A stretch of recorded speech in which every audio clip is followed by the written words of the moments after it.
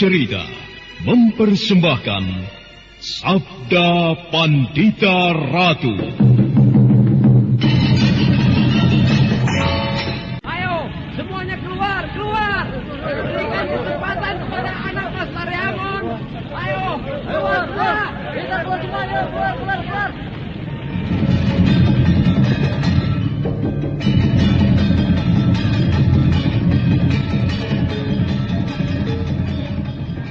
Sabda Pandita Ratu, sebuah kisah penuh dilema, tragedi cinta anak manusia, perebutan tahta, mabuk harta dan duniawi, serta silaunya kehormatan, di mana keangkara murkaan merajalela karena dendam yang membara. Kisah ini berlatar belakang berdirinya Singasari. Ken Arok, dialah pemuda yang merekuk pahit getirnya kehidupan. Namun sebenarnya, dialah yang harus melaksanakan sabda-sabdanya. Perjalanan sengsaranya adalah awal untuk meraih keberhasilan, untuk menuju kejayaannya di saat Singasari berdiri.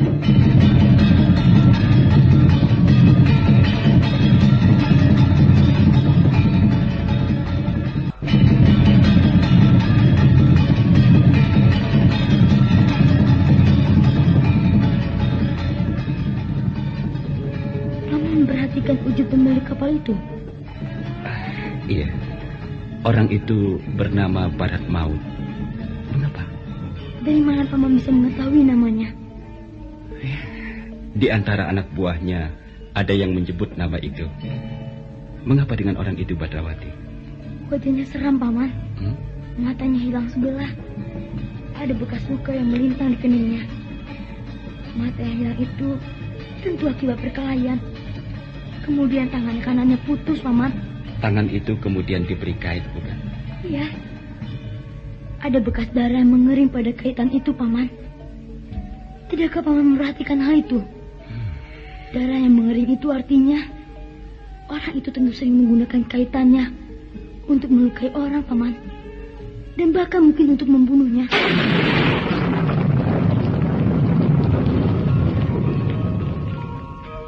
Sabda Pandita Ratu. Naskah ditulis oleh Pondra Swasti Langit, diolah oleh Agung Bahrodi, didukung oleh artis-artis terkemuka Ferry Fadli, Eli Ermawati, M. Abud, Ivone Rose, dan lain-lain. Teknik dan montase Ibing Arifin, dengan sutradara Dian Pertiwi. Sabda Pandita Ratu. Dalam episode ke-25 ini dengan judul Lidah Api Abadi.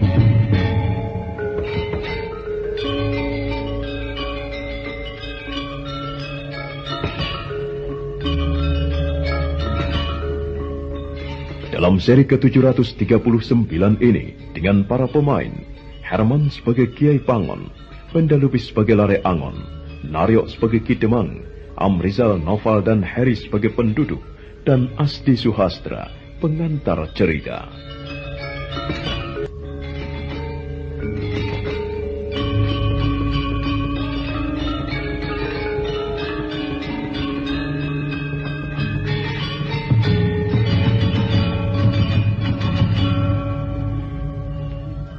Tatapan mata Ki Demang menebar ke halaman. Beberapa orang tampak bergerombol di sana. Meski di rumah Kiai Pangon banyak dihadiri orang, namun suasana benar-benar tintrik. Tak ada yang berbicara atau membicarakan sesuatu yang tak perlu. Lare Angon tetap duduk bersila. Lare Angon berusaha meredam gejolak di dadanya. Namun meski dengan sekuat tenaga pemuda itu menahan diri, matanya tetap saja digenangi oleh basah.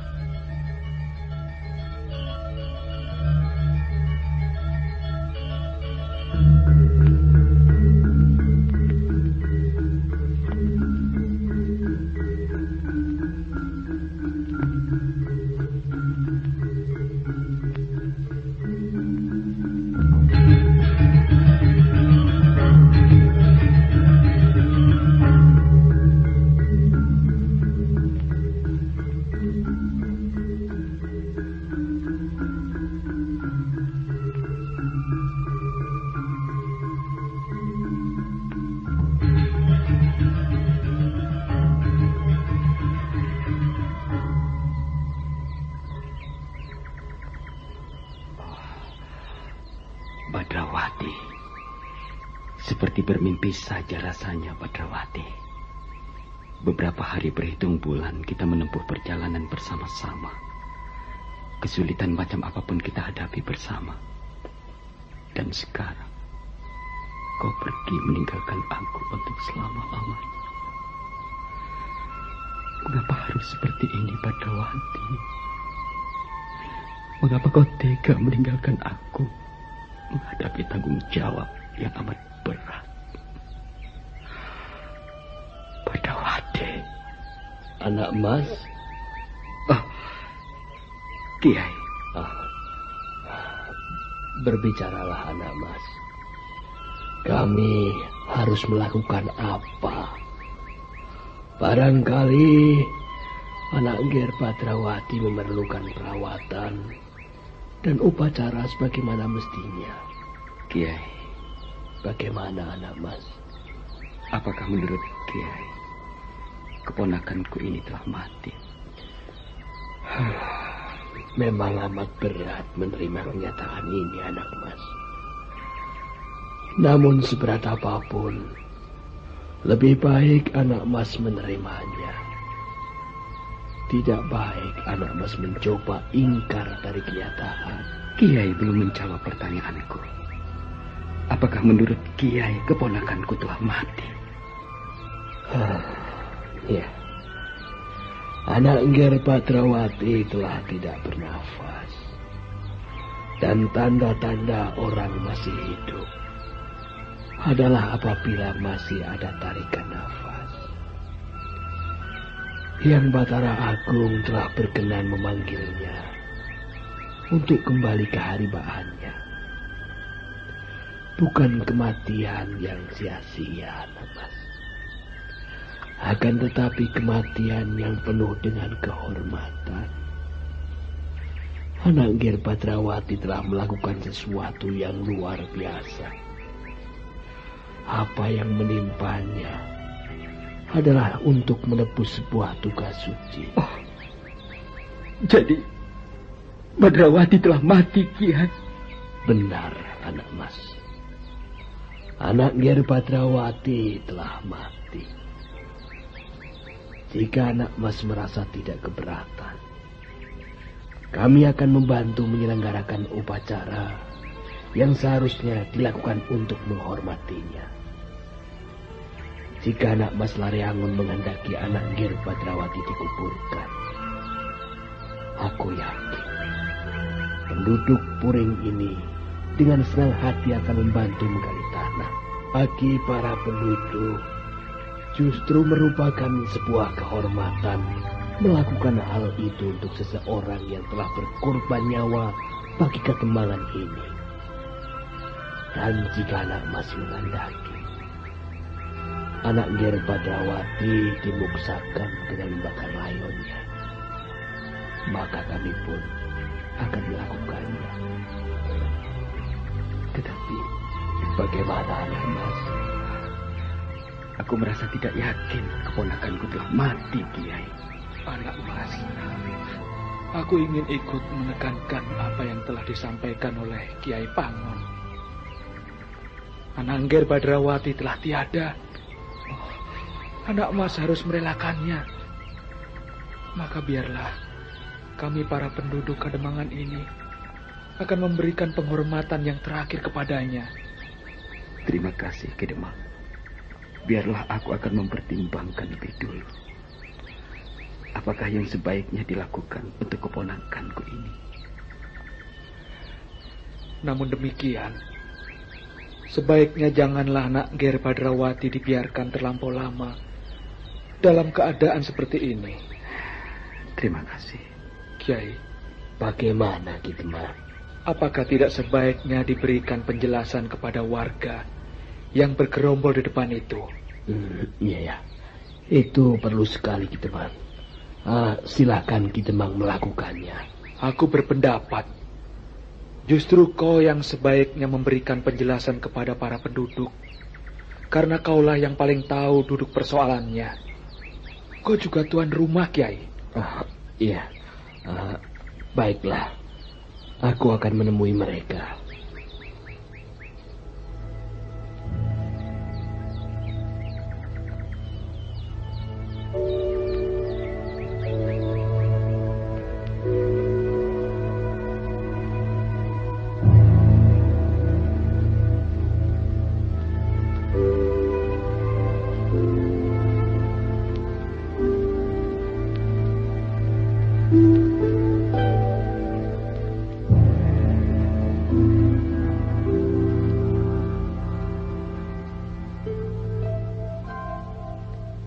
Di halaman rumah, Kiai Pangon dan Ki Demang digerubungi oleh beberapa orang penduduk yang menggerombol. Mereka menyimak keterangan dan penjelasan yang diberikan oleh Kiai Pangon dengan cermat. Wajah-wajah yang hadir di tempat itu menjadi tegang. Bahwa Pamegatsih, sang pemetik kembang itu masih mempunyai kemungkinan hidup, benar-benar membuat mereka yang memiliki anak gadis menjadi cemas.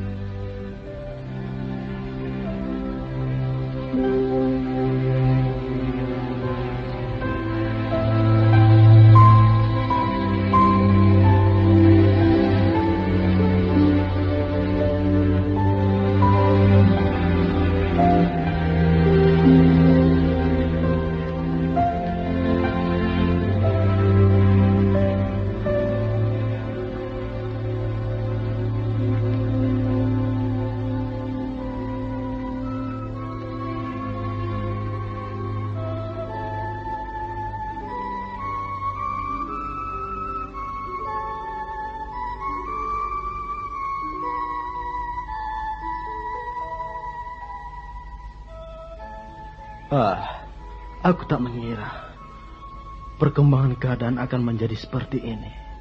Aku tak habis memikirkan mengapa kejadian-kejadian yang luar biasa ini justru terjadi di sini, di Kademangan ini. Aku menjadi cemas karena aku juga memiliki anak gadis. Tetapi bukankah anak gadismu masih berusia 9 tahun? Masih bocah sekali. Kau tak perlu terlampau gelisah. Siapa tahu rambut putih itu benar-benar gila dan berbuat dengan tidak pandang bulu. Siapa tahu bocah pun dimakannya. Yang digambarkan oleh Kiai Pangon itu membuat aku semakin was-was. Andai saja rambut putih itu telah mati. Iya, andai kata. Akan tetapi keadaan yang sebenarnya kita belum tahu. Mungkin saja ia sudah mati. Akan tetapi mungkin juga ia masih hidup. Kemungkinan bahwa ia masih hidup cukup besar. Tadi aku telah mampir di rumah Ki Sambi dan Nyai Sambi. Iya. Mereka menceritakan apa yang terjadi semalam agak lebih gamblang. Kalian mau mendengarnya? Ya. Bagaimana? Nah, kita semua boleh berharap pemetik kembang itu sudah modar, bongkok. Jelaskan. Ki Sambi menceritakan apa yang dialami anak gadisnya. Lambang Sari itu benar-benar akan mengalami nasib buruk kalau saja bocah sakti yang luar biasa itu tidak menolongnya. Bocah itu telah menjadi pahlawan kita. Iya. Ia telah rela mengorbankan nyawanya untuk membela kehormatan Kademangan kita. Membela kehormatan gadis-gadis kita. Sedang kita sendiri belum tentu mau melakukan. Apalagi jika harus totohan nyawa. Iya, itu memang benar. Lanjutkan ceritamu. Bagaimana? Kata Ki Sambi, bocah itu telah tahu kalau si rambut putih itu akan datang dan bermaksud mengganggu anaknya. Itulah sebabnya bocah itu telah menunggu di dalam bilik Lambang Sari dengan senjata cambuknya dan juga dengan pisau yang menyala. Menyala? Iya. Pisau yang menyala? Iya. Lambang Sari mengatakan pisau itu menyala. Menyala seperti jika kita melihat pandai besi menempa besi yang dibakar hingga membara. Nah, di tangan bocah itu pisau yang dipegangnya membara. Bukan main. Iya. Meski ia masih bocah, namun benar-benar bocah yang peng-pengan. Ngedap-edapi. Lalu bagaimana? Demikian rambut putih itu masuk dan katanya berusaha merayu Lambang Sari. Bocah itu langsung melecutnya dengan cambuknya. Ceder! Cambuknya diayunkan dibarengi, kemudian dengan pisau yang membara itu melesat. Wah, bayangkan seperti apa rasanya terhantam ayunan cambuk itu. Tanah saja terbelah, apalagi wajah itu pun masih ditambahi dengan sambaran pisau. Kalau saja ayunan cambuk itu menimpa kepalamu, maka kepalamu akan retak dengan polo berhamburan. Dan jika pisau yang menyala itu menyusup dadamu dan mengeram di jantungmu, maka jantungmu itu pun akan mati. Sebuah gambaran yang sangat menggetarkan. Lalu yang menyebabkan bocah itu mati siapa? Seorang wanita. Lambangsari hanya mengatakan mendengar suara wanita dari luar rumah. Wanita itu katanya bertengkar dengan Badrawati. Bisa diyakini wanita itu tentu kawan dari si rambut putih itu. Pertempuran itu, kata si Kisambi, berlangsung dahsyat sekali loh. Terdengar seperti gemuruh. Bocah itu, kata Kisambi, luar biasa. Dari ludahnya saja bisa berubah menjadi api. Ayunan-ayunan cambuknya seperti ledakan-ledakan petir dan menimbulkan percikan api. Wah, bukan main. Sayang sekali, ia mati. Bocah itu bukan sanak, bukan kadang terhadap kita, tetapi telah memberikan miliknya yang paling berharga. Sebaiknya kita semuanya menunggu perintah Kyai Pangon. Barangkali kita nanti akan diminta untuk menggali lubang kubur atau menumpuk kayu bakar. Aku akan menyumbang kayu bakar sebanyak-banyaknya. Kebetulan beberapa hari yang lalu aku menebang pohon saman untuk kujadikan kayu bakar. Dapur rumahku penuh oleh kayu bakar itu.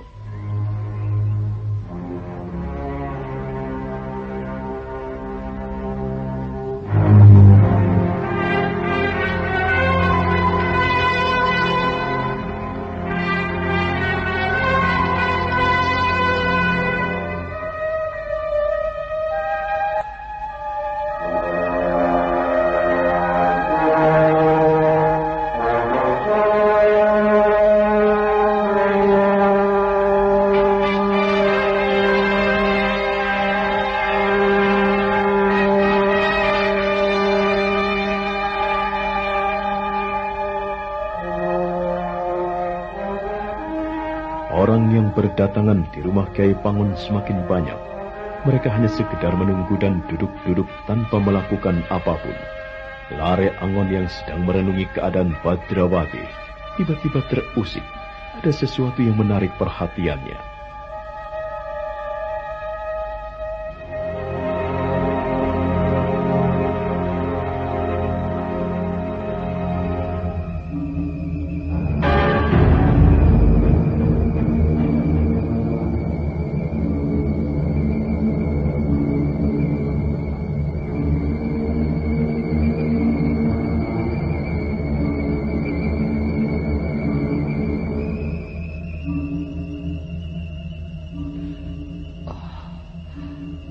Raja Kalacakra yang berada di telapak tangan Badrawati masih hidup.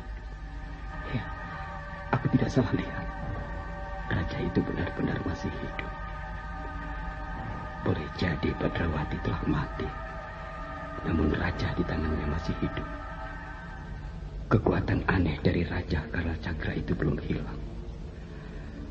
Kekuatan raja itu sebenarnya masih ada. Ya, kekuatan itu bisa aku rasakan.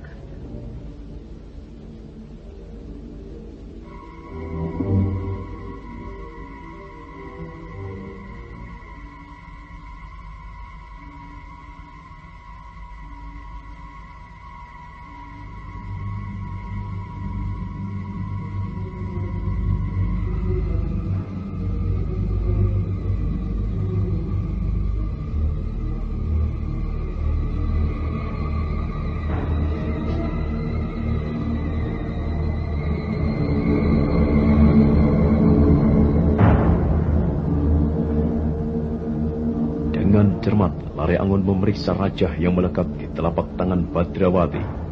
Lare Angon bisa merasakan bahwa raja di telapak tangan itu benar-benar masih hidup.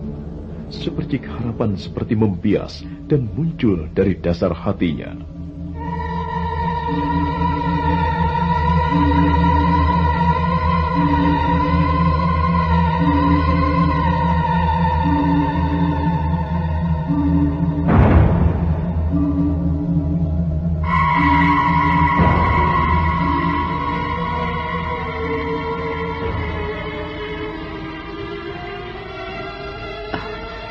Raja Kalacakra adalah sebuah kekuatan, dan tubuh Badrawati adalah sebuah wadah. Kekuatan raja itu masih hidup, akan tetapi tinggal di dalam tubuh yang telah mati. bahwa Badrawati telah tidak bernafas lagi, bahwa jantungnya telah berhenti berdetak, bahwa paru-parunya tidak mengembuskan udara lagi. Itu disebut mati. Oh, belum. Badrawati belum mati. Kekuatan Raja Kalacakra itu masih menggeram di telapak tangannya. Walaupun secuil kecil, masih ada harapan bagi Badrawati untuk bangkit lagi. Tetapi bagaimana caranya? Bagaimana berangsang agar raja di telapak tangannya itu bangkit dan mengaliri segenap aliran darahnya? Kemauan itu mestinya berasal dari Badrawati sendiri. Sayang sekali Badrawati tidak bisa melakukannya.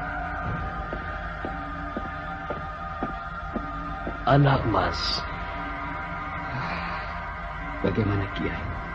Apakah anak Mas telah mengambil keputusan? Katakan anak Mas. Jika layon anak Gir Badrawati akan dipetak, para penduduk telah siap membantu. Demikian juga jika anak Mas Laryangon memutuskan agar layon anak Gir Badrawati dimuksakan dengan pembakaran. Kiai, ya, aku belum yakin keponakanku telah mati, Kiai. Anak Mas, terimalah kenyataan ini. Anak Gir Badrawati telah mati. Raja di telapak tangannya masih hidup, Kiai. Raja? Ya, raja di telapak tangannya masih hidup. Aku yakin Badrawati masih mempunyai kesempatan untuk diselamatkan, Kiai. Raja? Bukankah raja itu buatan anak Mas saja? Tidak.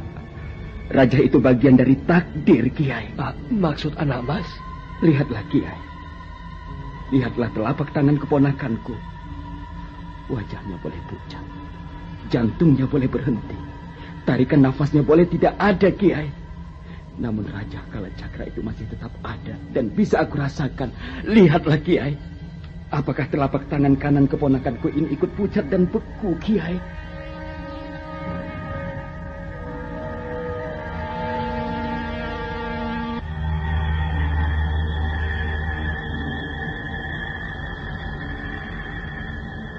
Anak Mas, merasa yakinkah anak Mas? Aku tidak sedang kehilangan akal, Kiai. Meski keponakanku telah mengalami keadaan seperti ini, namun tidak menyebabkan aku kehilangan akal dan tidak mampu lagi berpikir jernih, Kiai. Jadi aku mohon keinginan Kiai untuk membantu menggali kuburan atau menyiapkan pembakaran supaya ditunda lebih dulu. Ditunda sampai aku benar-benar yakin dan mengetahui bagaimana keadaan Badrawati, Kiai. Apa sebenarnya arti dari raja itu, anak Mas? Mengapa anak Mas menilai seolah raja itu adalah tempat bersembunyinya nyawa? Aku tidak bisa menceritakannya, Kiai. Kecuali aku hanya bisa mengatakan bahwa raja yang kami miliki adalah bagian dari takdir. Badrawati yang masih bocah akan tetapi mempunyai kemampuan yang luar biasa. Itu adalah karena ia ketempatan raja ini, Kiai. Raja itu yang membuat anak Gir Badrawati menjadi bocah yang luar biasa. Benar demikian, anak Mas Laryangon? Ya. Mohon aku ditinggalkan sendirian, Kiai. Aku akan mencoba sekali lagi. Mungkin usahaku tidak sia-sia dan membuahkan hasil. Baiklah. Silahkan, anak Mas.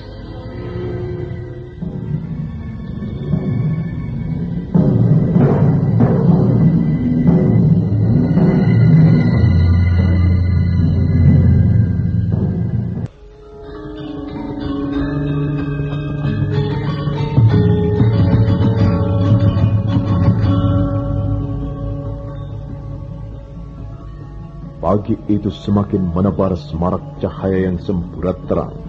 Namun suasana masih tetap hening menunggu perkembangan. Laryangon tak juga putus asa mencoba dan mencari kemungkinan untuk menyelamatkan nyawa Badrawati. Namun sebuah kenyataan tak mungkin diingkarinya. Tubuh Badrawati semakin pucat. Bahkan getar kekuatan Raja Kalacakra di telapak tangan Badrawati itu pun dirasakan melemah pula. Namun Lare Angon masih belum putus asa.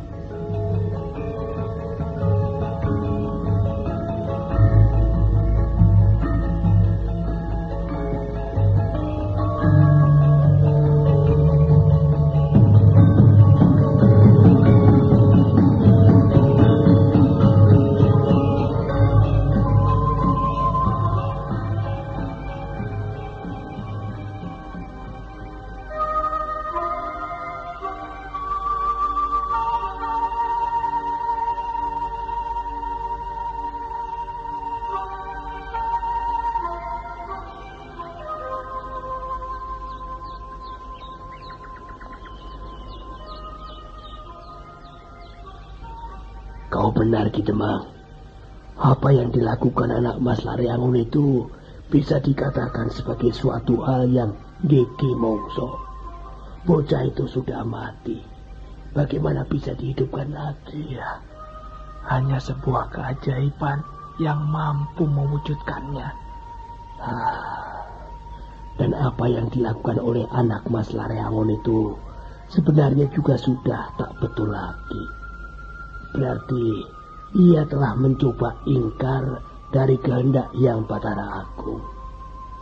Kematian sebagaimana takdir atas kelahiran adalah memenang para dewa di langit yang mengaturnya. Iya, lihat. Ia nampaknya sudah selesai. Mari kita dekati, Ki Demang.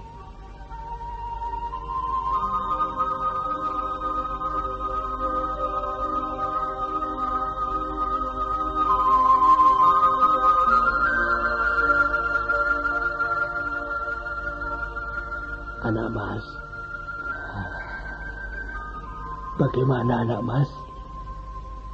Kiai yang benar, aku pasrah. Maksud anak Mas? Bahkan kekuatan Raja Kalacakra yang berada di telapak tangannya, meski masih aku rasakan kekuatannya, namun semakin lama semakin redup. Aku tidak mampu merangsangnya agar bangkit kembali. Lalu? Iya. Aku tidak akan ingkar lagi. Badrawati memang telah mati.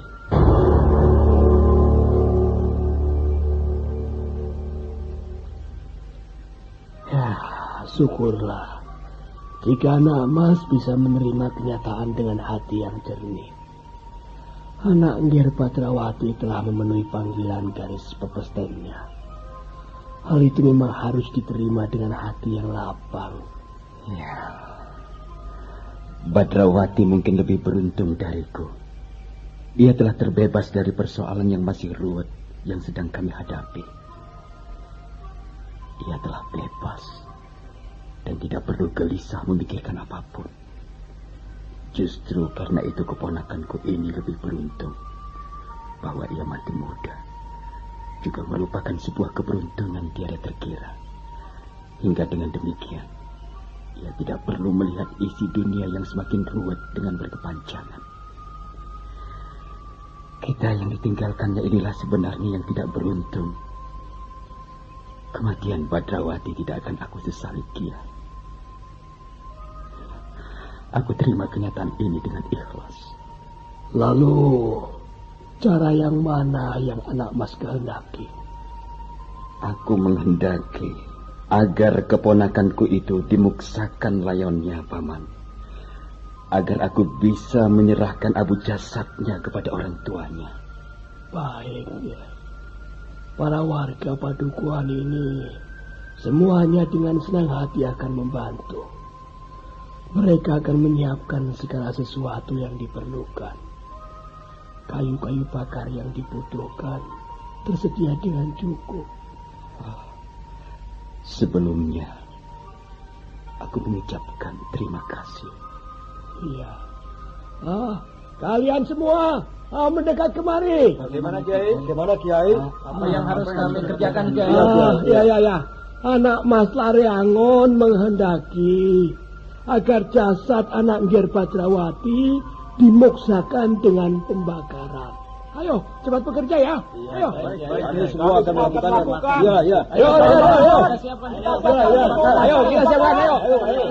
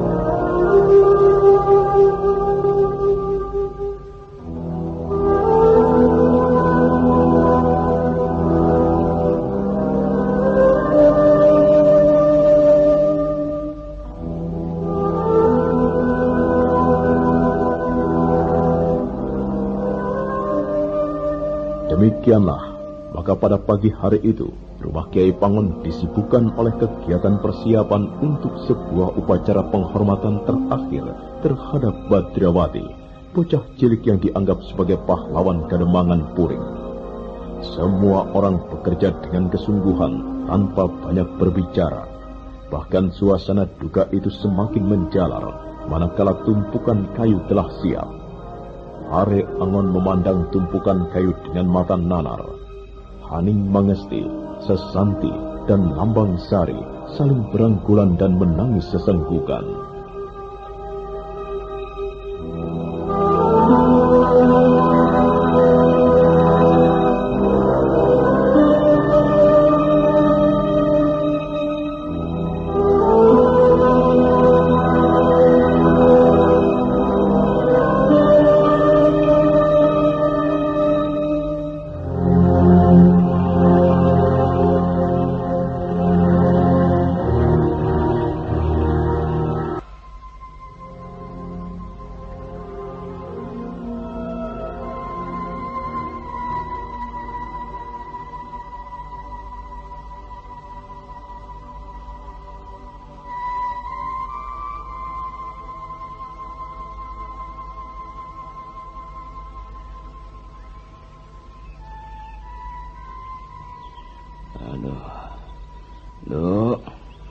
Nduk Pepetan.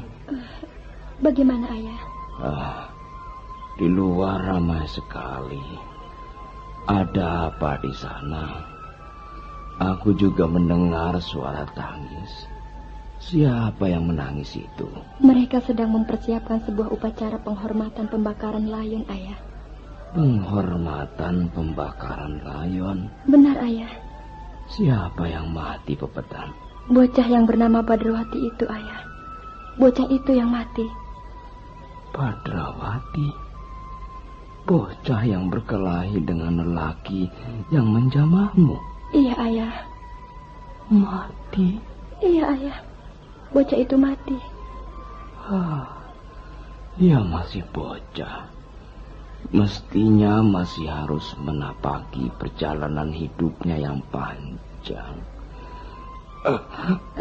Ayah jangan duduk. Tidur saja. Aku ingin memberikan penghormatanku kepada bocah itu, Nduk. Ia masih muda. Ia mati bahkan karena membelamu. Ayo, tuntunlah aku, Pepetan. Aku tidak ingin kehilangan kesempatan untuk ikut memberikan penghormatan kepadanya. Bantu aku turun dari pembaringan, Pepetan. Tubuh Ayah masih lemah.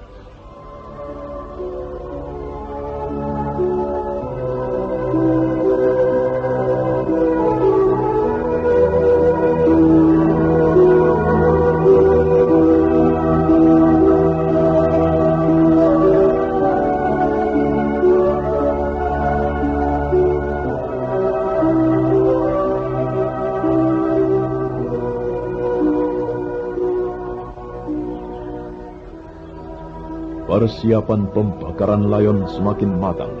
Kayu-kayu telah ditumpuk. Are Angon merasa bagaikan mengambang. ia mengalami kesulitan untuk menerima kematian Badrawati sebagai sebuah kenyataan. Lare Angon ingin menganggap kepergian Badrawati itu hanya sebuah mimpi. Namun manakala tangannya mencubit lengannya sendiri, cubitan itu dirasakan sakit.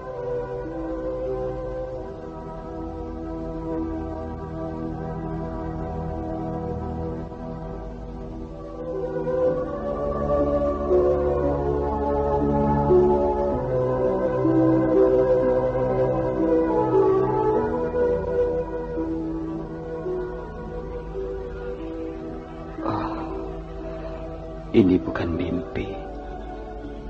Aku tak sedang bermimpi. Badrawati benar-benar telah mati. Ia akan meninggalkan kami semua untuk selama-lamanya. Mengapa bisa menjadi seperti ini, Badrawati? Mengapa? Selama ini kita menempuh perjalanan bersama-sama. Tidak pernah ada isyarat apapun kalau kita akan berpisah. Bagaimana bisa begini, Badrawati?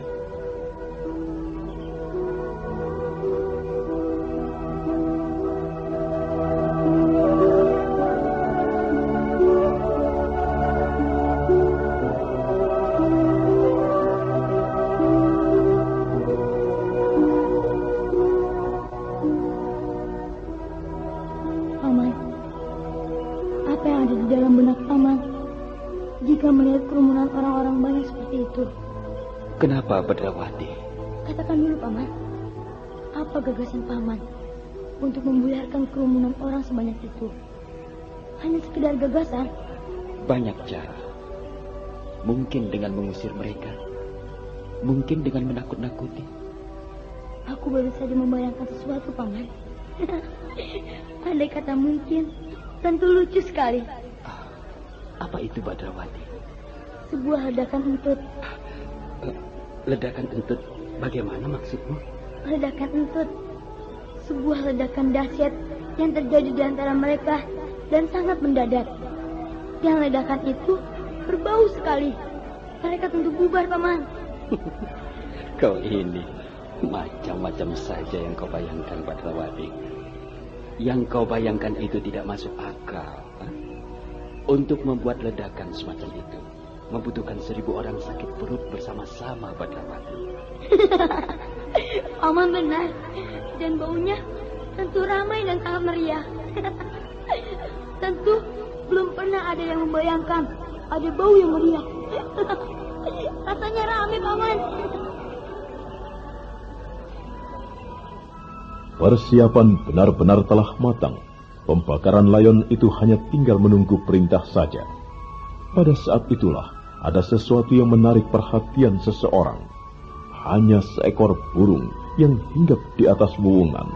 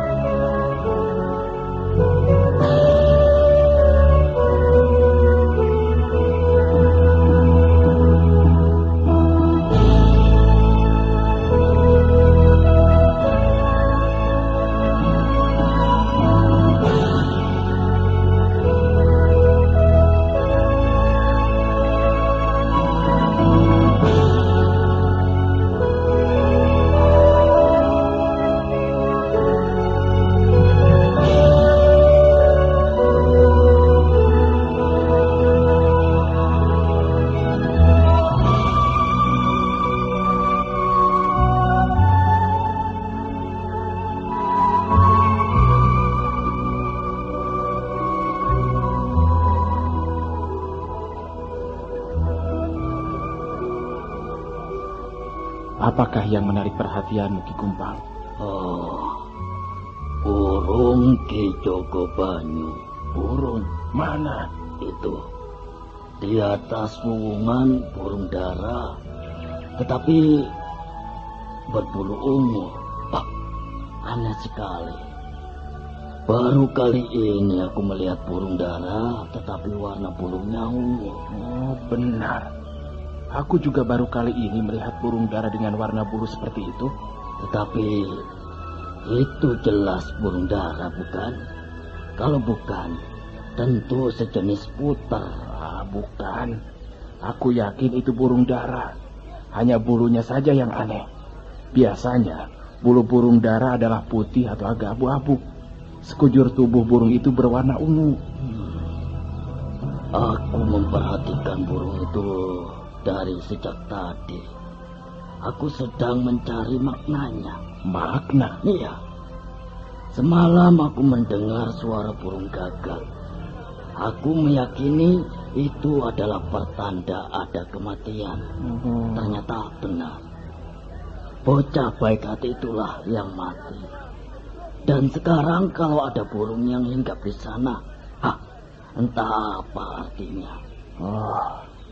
Apakah ada orang lain yang tahu selain kita berdua, Ki Kumpang? Aku tidak menceritakannya kepada orang lain, Ki Jogobanyu.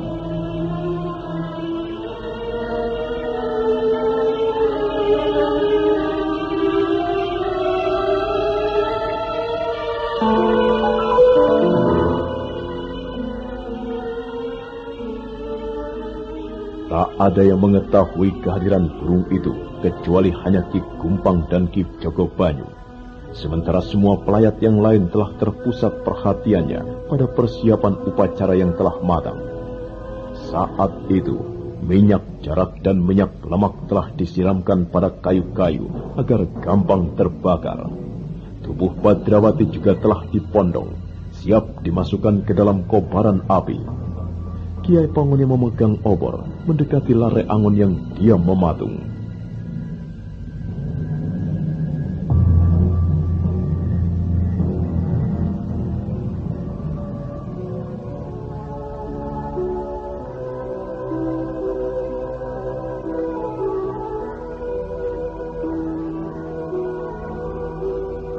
Anak Mas. Iya. Bagaimana, Ki? Upacara telah siap dilaksanakan, Anak Mas. Silakan obor ini diterima. Dan silakan Anak Mas menyulutkannya ke kayu-kayu itu. Monggo, Anak Mas. Baik, Ki. Hei, jangan tergesa-gesa. Biarkan api itu agar lebih besar lagi. Tunggu agar api lebih besar lagi. Nah, kayu-kayu yang lain siapkan. Ayo, layon supaya segera disiapkan. Ayo. Siap.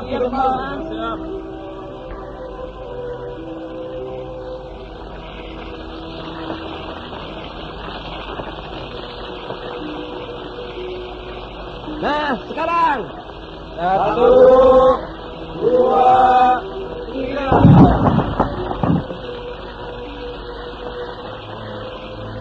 Ayo, tambah kayunya. Semua kayunya dilemparkan masuk, ayo. Lihat, burung itu. Lihat burung itu.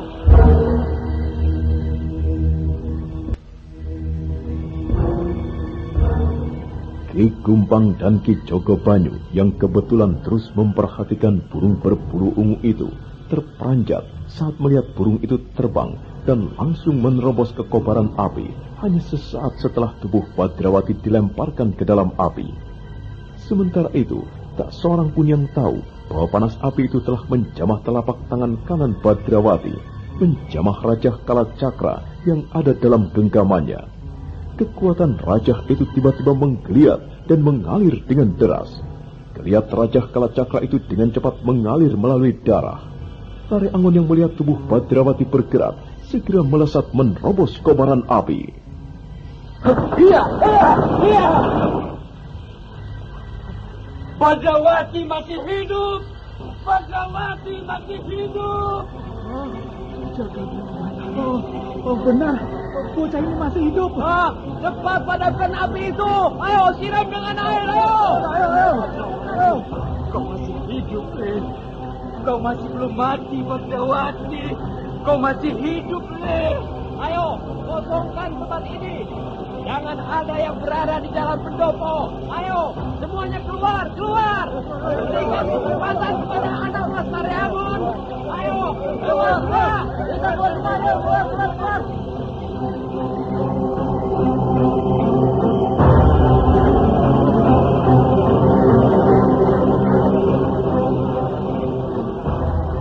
Rumah Kiai Pangon menjadi gempar.